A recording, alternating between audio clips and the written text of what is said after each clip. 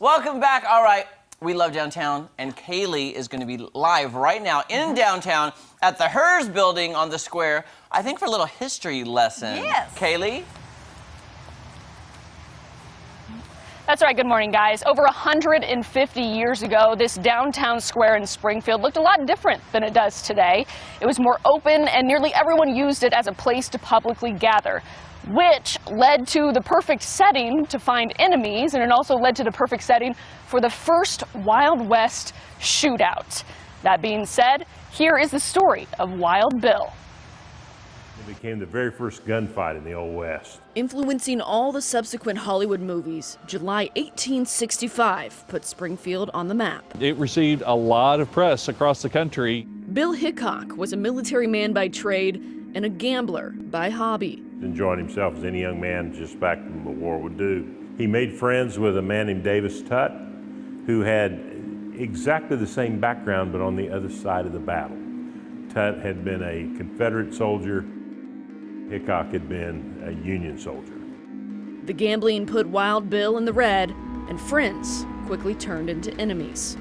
They had a dispute and a poker game over a watch. Tutt called him on a gambling debt. They argued over it.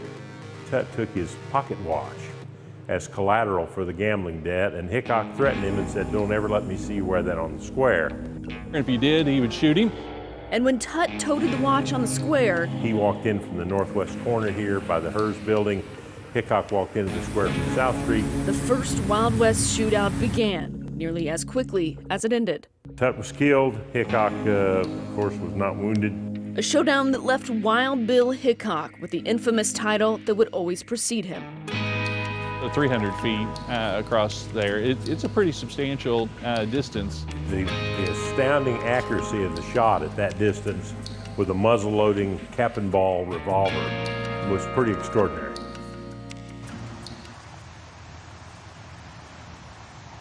Now, Hickok was charged and arrested for murder, but Tutt was the first one that brandished his weapon, so Hickok got off with self-defense. In other words, Hickok later even went on to run for city marshal of Springfield. Once he lost that, he moved out of town. Some historians consider Wild Bill one of the greatest gunfires of the American West. And if you would like to know more about this story, there are walking tours provided by the History Museum, the History Museum on the square. And those are, more information can be found there by contacting the History Museum on the square. Guys?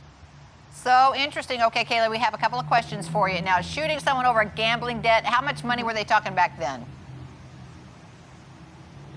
Yeah, back then, presumably it was over a gambling loan. So Hickok got some money from Tutt, who claimed that, Hickok claimed that it was $25, and Tutt said no, it was $35, which may seem menial, but back then that was an upwards of $400. So something to take a pocket watch over maybe, but regardless, it was a bunch of money. Yeah, I remember watching Little House on the Prairie, and things would cost like half a penny. Yeah. So I can imagine $35. But as for Hickok, what happened to Hickok? What happened to him? That's right. So the story just gets more and more interesting. So about 10 years later, Hickok got his own dose of karma when he was at a saloon in South Dakota. He was playing poker, and he was shot from behind. The cards that he was holding in poker were two pair, aces, black aces, and eights. So that is still known today as the dead man's hand. Two black aces and an 8? Say that again, Kaylee. Two black aces and two black eights. Two black eights. Oh. Okay, interesting. Dead man's hand. Ooh, okay. Well, I don't think you want that hand then if you're playing. Well, you would think not. Such interesting history we have. Yeah, and putting Springfield on the map for a really crazy reason. You know, Missouri's got a lot of history, yes, honestly. It does. Speaking of Little House on the Prairie, too. Yeah. Yeah. Have you learned a lot, Kaylee?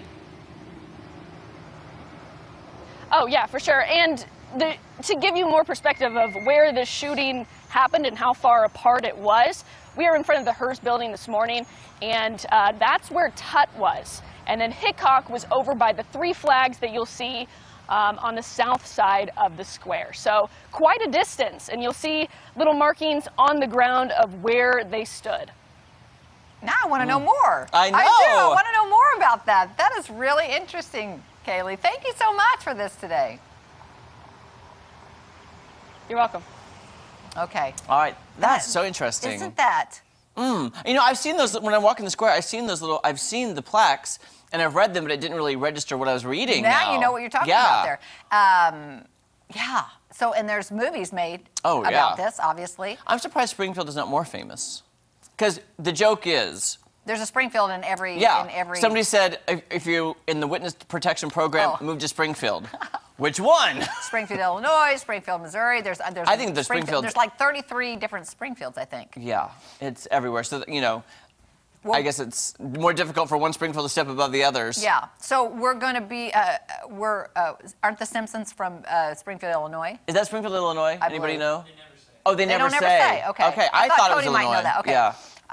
So we will be down there on the square on Friday. So let's pay attention to that if we get time. Yeah, something to be excited for. Friday, the entire live show outside. Yes. Downtown, showcasing some amazing businesses for Taste of Soma. We'll be walking around. Yeah, we'll be running around, quite honestly, because we have several locations we're going to be shooting from. I'm going to bring the shoes that I wore when I auditioned for the Olympics. Okay, that's good. I didn't make it, but...